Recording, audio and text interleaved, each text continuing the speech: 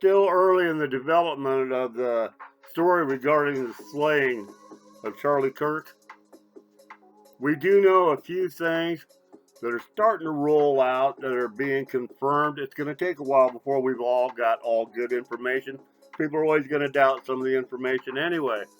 However, one of the things that's generally agreed on at this point is the kid got nuttier when he went off to college. We don't know why yet. Could it be the community he was submersed in? But there's a definite problem with these college campuses and the attitudes that prevail. What is generally considered to be acceptable and unacceptable on these campuses. We got to admit, we got a real problem, not only in our regular public school system, but these universities. There is a poison in the culture. We've seen that. We've seen it over and over again. They are the incubators of the kind of anti-American psychobabble trash culture that's destroying this country, delivering stuff like wokeism. Now it's really coming to light because the alarming number of school officials, teachers, administrators, professors that are all coming out with some really vile, inhumane comments, encouraging, applauding, celebrating the senseless death of a 31-year-old man with a family because he did not think the same as the killer. That puts a spotlight onto how deeply infected our national education system is. It's college professors, it's school teachers. There is no profession that is representative of so many evil, vile statements regarding Charlie Kirk as people in our education system. If this doesn't raise the alarm bells to what is really going on in the halls that we pay for, then nothing's gonna. I didn't see any coast-to-coast firings of people who work in grocery stores, did you? How about shoe stores? You see a bunch of people from shoe stores having to get fired because they're acting like vile, profane idiots over a man getting murdered? The sickest people in the country are in charge of educating our youth. We're going to stand for that? Nothing is ever 100%. I've seen a couple restaurant owners and people like that, different types of businesses that have gotten in a lot of trouble or lost their jobs or lost big contracts because they were celebrating the death. But people aren't getting fired because there's no freedom of speech. People are getting fired because this kind of talk, this rhetoric coming from them, is what causes the violence. People are sick of the violence. You've got to cut it off where it is. These people are fueling it. It's time to stop the rhetoric that fuels and approves and celebrates the violence. People are dying. Yeah, I've seen people from a couple other types of businesses, but 98% of the people that are stupid enough to lose their jobs over celebratory posts, public opinions, a couple of them have been reporters, 98% are teachers. Teachers, college professors, people associated with our education system. That is the source. That is the fountain of the poison that is infecting us. It's our education system. And don't think, I had a guy tell me, well, that's all right, at least we know they're all gone now. No, they're not. Think about it. All these dozens, I've heard reports of hundreds that have lost their jobs over celebrating this. That's just the ones that were dumb enough to do it publicly. How many do you think got ready to send it and thought, oh crap, I better not hit send? They wanted to, they just knew better. They just took out the dumbest of the dumb. The attitude still prevails. This is the system that all of these fired people were comfortable working in. All of these people, they already had those sentiments and they were welcomed in the system, but they got in trouble because they exposed what they are. They exposed what the system is. And that's not allowed. Don't forget, for every one that was dumb enough to hit send, there were probably 10 or 20 that were smart enough not to. The system is not fixed. We just cut a little bit of little bit of crust off the outside of that big loaf. We got to dig into this a little bit. Thank you for coming back. Welcome back to another episode of What They Don't Say. I'm the host, Fred Lynn, and it's important to discuss the things that aren't discussed in media. We know there's a problem in the colleges, but I'm tired of hearing people say, yeah, we got to fix this. No, that is a goal. That is not a plan. We've got to have a plan for fixing it. We got to start getting these people out of there. One of the reasons they've gotten so damn bad is all of my life, I've heard people complain about the universities, the arrogant and incompetent professors, the whole attitude, the psychological elitists that infects this place, the tenured pricks that, who gets a tenure? There shouldn't be any tenures. You should have to earn your damn job every day. Tenure. And they get sabbaticals, some of them. What kind of profession does that? Now, these people, they're treated like the paragons of virtue, and they're the problem. We got to straighten this system up, but it doesn't start with just saying, yeah, we're going to get to it sometime. We got to get to it. It's going to have to start by firing some of these people at the top. I don't care if it's your board of regents, whatever funding apparatus and oversight apparatus you've got in your state. I don't care if it has to be the alumni. Somebody's got to get active here, because this saying we're going to do something someday isn't working. These cultures that these professional psychological elitists have built in this university system, they're a poison. These people, they're the outgrowth of the 1960 hippies. Everybody knows that. And what the problem is, they're taking people now to ensure that that culture prevails in the university system. They take those people. A lot of people graduate from college and go right into being a professor or working under a professor and staying there. They never leave college. They go from being a student to being an employee because they've been accepted into the culture. At some point along the way, and there is a grooming process too, you bet your ass there is, but at some point along the way, they identify the students that have the same radical beliefs that already exist and are already preferred within the system, and they bring those people in. They keep them in the warm embrace of the system. They advance them. They take care of them. And the doors are closed to outsiders. Now, obviously, not all of the people come directly from the system, but they all come from it. To get a position in academics, you've got to be an academic. They want to keep those people in the system as long as possible. Number one, it feeds the system. Number two, the longer you're there, the more time they have to work on you. But what's going on in these universities is wrong. We saw what happened with all the Palestinian protests in New York. All these universities are letting these people do this. California, too. They let them do it. They didn't shut them down. It was anti-American. We all know, everyone's always said it, we get tired of hearing it. If the shoe was on the other foot, they'd have shut it down. Of course they would have. But nobody ever does anything about it. Once in a while, these people will get in trouble, and they'll be forced out of their seat as a dean. They'll be forced off the board. However, they get moved somewhere else. They aren't getting thrown out, not the big dogs. They don't get thrown out, and what do you ever hear from them again? It's like, okay, the president was ordered to step down. Yeah, so she stepped down and gets a seat on the board. Same salary, right? $800,000-$900,000 a year. That sentiment is still there. Nothing is being done to purge the attitude. These are the incubators of the poison that is killing this country. And the teachers' union that is in control of the elementary through high school system, the public school system, they are from the same incubator. They come up through the college system. A lot of times, you're better off to have a letter from the university. Like if you want to become a teacher, you got your letters of recommendation.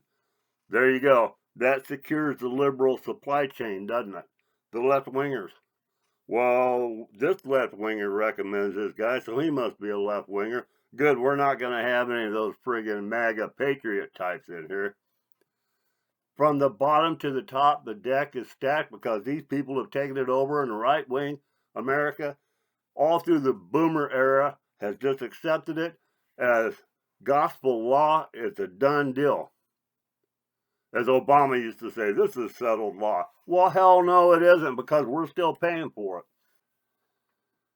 Hardworking Americans that consider themselves conservative are a very significant segment of the tax-paying population that funds these public schools. They are using your money to fund the schools for the Democrats so the Democrats can indoctrinate your kids. And conservatives aren't doing anything about this. The teachers union works across the country, a united effort, so that all of these globalist policies, like the same things that they're doing in Europe right now, the same indoctrination they're doing in Australia, it's a global linked system. And it's through the teachers union here, and you are paying for it, and nobody seems to care. The teachers union is doing this, and you are paying for it. They're using your tax money. The teachers unions should not exist. All they do is build up the system bigger, they make it cost more, and guess who has to pay it? The cost of education is going up because they're running so damn many programs with it. It's got nothing to do with education. It's an indoctrination machine, and you know this. But not only do they indoctrinate voters, they're indoctrinating these activists. This kid that shot Charlie Kirk, you could bet he had every bit of supportive sympathy from the school officials that he's encountered since he became radicalized. People were saying that he started getting political in high school. The guy's 22 now. All along the way, you can bet that all of his actions and sentiments by everybody he encountered in the education system, he was getting his positive reinforcement.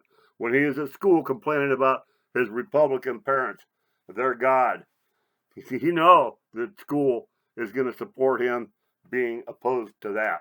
90% of them do. The system is poison. There's too many of these sick minds coming out, sick and violent minds. And it's not just the trans people. It's just not the gender confused. It's every step of the way. But you're paying for it, and conservatives don't seem to care. This has got to change. Parents have got to take their schools back. Not just say, well, I'm going to go somewhere, I'll homeschool. Yeah, you're still going to pay for it. They're making you pay for the destruction of your own country, and there's no outrage. What's been done isn't good enough. The teachers unions, they are the overseers of our entire education system. Our education system is not about teaching the kids anymore. It is about providing political activists, feed them up the chain through the system and out into society. That's why they don't give a damn that we've fallen from number 1 or 2 across the board. Where are we now? Around 45th? Nobody seems to give a rat's ass. Everything in the school is structured around the contracts for the teachers. The school system is run for the teachers and the union, and the teachers union in this country is so crooked, it's an enemy of the country now. I don't know why conservatives don't care about this, but this is a travesty what they have allowed to take place in our educational system. People like this shooter kid, they are groomed, they are welcomed, they are fed. That's why this whole trans thing got so popular in the school, because the teachers were pushing it, because the party wants the activists. And these people, because they're psychologically imbalanced, they're easy to mold. They're already frustrated and emotional. They're already a mess. They are taking advantage, but they're abusing our entire education system as they do it. From kindergarten right up through the last years of college, our entire education system has been hijacked to be an operations center for the left. And don't think it's just the Democrat Party, because it is not.